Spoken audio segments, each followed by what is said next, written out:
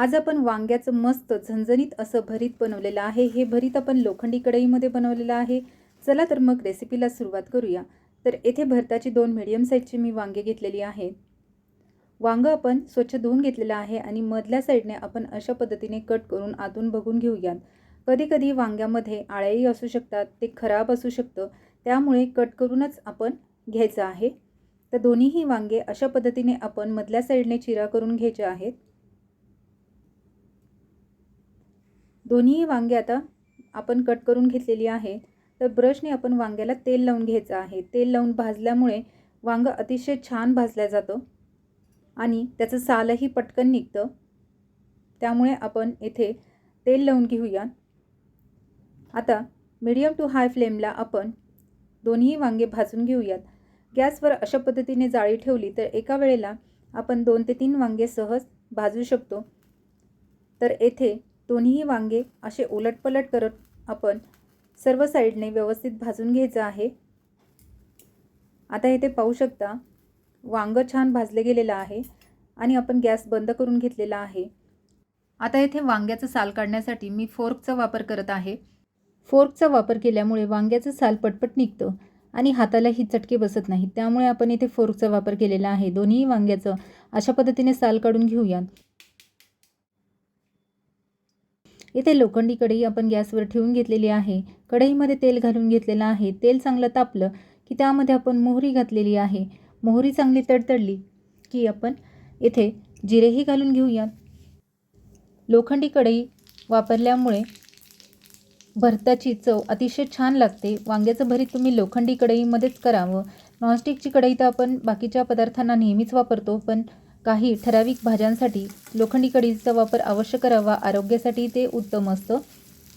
कढीपत्ता घातलेला आहे, कांदाही घालून घेतलेला आहे आणि कांदा आपण गुलाबीसर रंगावर भाजून घेऊया। कांदा पटकन भाजण्यासाठी आपण इथे 5 मिनिटं झाकण ठेवून घेतलं होतं। आता पाहून घेऊया कांदा चांगला परतलेला आहे की नाही। तर इथे पाहू शकता कांदा अतिशय चांगला आपला गुलाबीसर झालेला आहे। त्यानंतर आपण यामध्ये टोमॅटो घालणार आहोत। तर एक मोठा टोमॅटो मी कट करून घेतला होता। टोमॅटोही आपण चांगलं भाजून घ्यायचं आहे, पण टोमॅटो लवकर तेलामध्ये परतल्या जात नाही, त्यासाठी आपण मीठ घालून घेतलेलं आहे। त्यानंतर हिंगही घालून घेऊयात, थोडीशी हळद घालूयात, चवीनुसार आपण येथे लाल तिखटही घातलेलं आहे आणि थोडं आपण काळं तिखटही घातलेलं आहे। तुम्हाला हवं तर कांदा लसूण मसालाही घालू शकता। झाकण ठेवून 5 मिनिटं आपण टोमॅटोही चांगलं परतून घेतलेलं आहे। आता टोमॅटो आणि कांदा हे दोन्हीही आपलं चांगलं परतून झालेलं आहे। मसालेही त्यामध्ये व्यवस्थित मिक्स झालेले आहेत। हवं तर तुम्ही यामध्ये लसणाची पेस्टही घालू शकता। आता मॅश केलेलं वांगही आपण घालून घेऊया। एवढं भरीत 2 ते 3 माणसासाठी आरामात पुरतं। आता यामध्ये आपण शेंगदाण्याचं कूटही घालून घेऊया। तर इथे 2 मोठे चमचे भरून मी शेंगदाण्याचं कूट घातलेलं आहे। कूटही चांगलं आपण मिक्स करून घ्यायचं आहे। यामध्ये आता आपण भरपूर अशी मस्त धुवून कट केलेली कोथिंबीर घालूयात आणि अजून एक सिक्रेट इन्ग्रेडियंट मी यामध्ये घालणार आहे, त्यामुळे व्हिडिओ शेवटपर्यंत पहा। कोथिंबीरही चांगली मिक्स करून घ्यायची। आता सिक्रेट इन्ग्रेडियंट म्हणजे यामध्ये आपण दही घालणार आहोत। दह्यामुळे भरताला मस्त आंबूस अशी चव येते।